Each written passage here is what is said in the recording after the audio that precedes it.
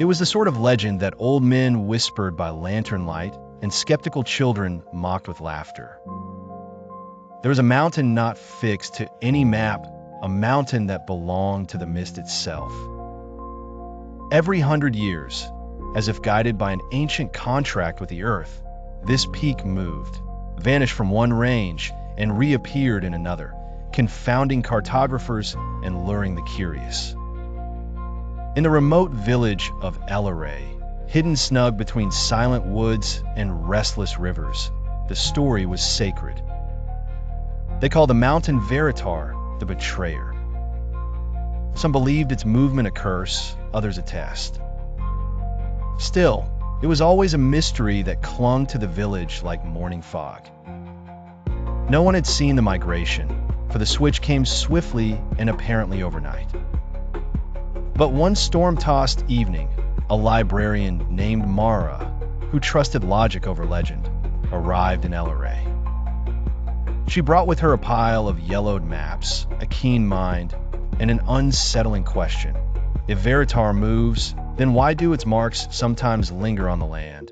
And why do people vanish every century, always during the shift? The villagers laughed behind cupped hands, but Mara pressed on.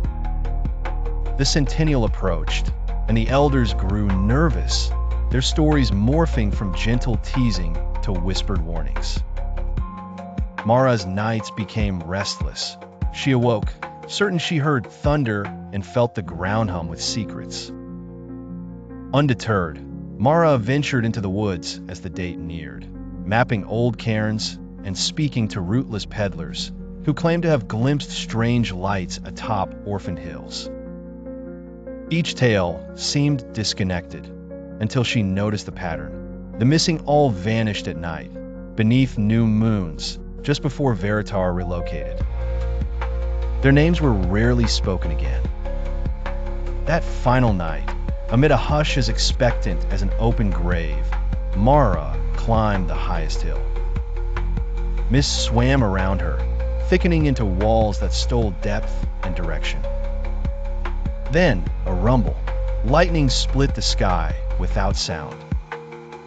The trees bowed. The silhouette of a mountain, taller and steeper than anything in Elleray, wove itself loose from the horizon. Stone ground against stone. The world seemed to rearrange itself.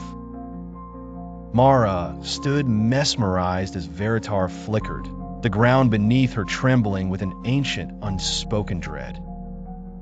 Shapes moved within the mist. Faces, hands, eyes hollow with longing or warning.